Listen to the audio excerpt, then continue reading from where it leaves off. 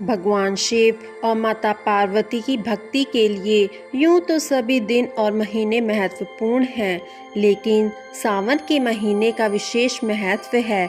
सावन का महीना पूरी तरह से भगवान शिव की भक्ति के लिए समर्पित है। सावन के महीने में पड़ने वाले मंगलवार का भी विशेष महत्व है।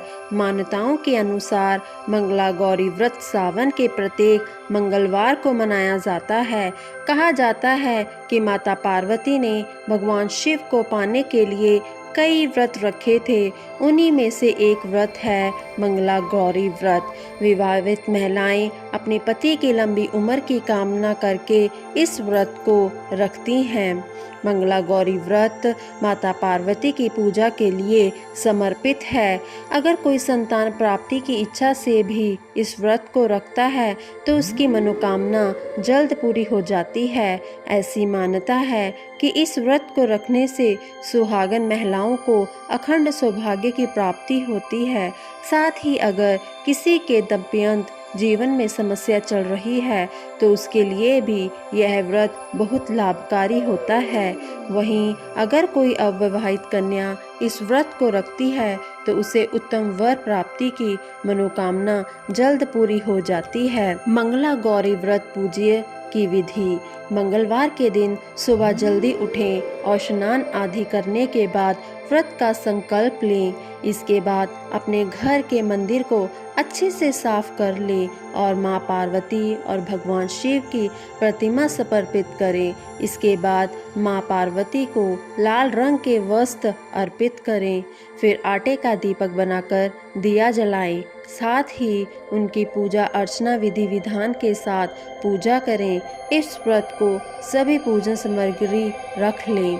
सभी पूजन सामग्री जैसे 16 की संख्या, जैसे पान, सुपारी, लौंग, इलायची, फल, पान, लड्डू, सुहाग की सामग्री और चूड़ियाँ। इसके अलावा 5 प्रकार के मेवे और 7 प्रकार का अन्न भी रख ले।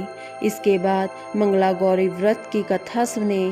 पूजा के बाद घर परिवार के लोगों को प्रसाद दें और ज़रूरतमंद लोगों को धन अनाज का दान करें। व्रत की कथा।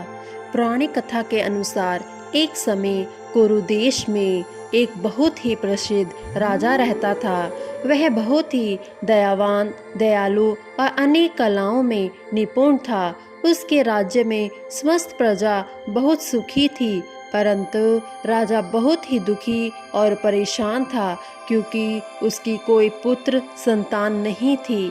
पुत्र प्राप्ति के लिए राजा ने कई जप तप और अनुष्ठान किए, जिससे प्रसन्न होकर भगवान शिव ने राजा को एक पुत्र वरदान स्वरूप दिया।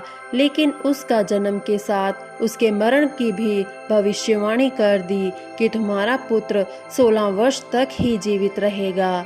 भगवान शिव के आशीर्वाद से समय अनुसार रानी ने एक पुत्र को जन्म दिया, जिसका नाम चिराऊ रखा गया।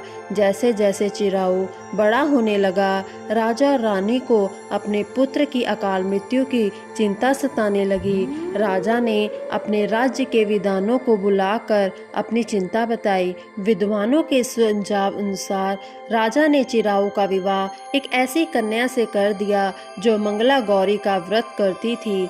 मंगला गौरी के व्रत के आशीर्वाद से उस कन्या का सौभाग्य अखंड हुआ और लंबी आयु वाले वर की प्राप्ति हुई। इस प्रकार राजा ने अपने पुत्र के जीवन की रक्षा की।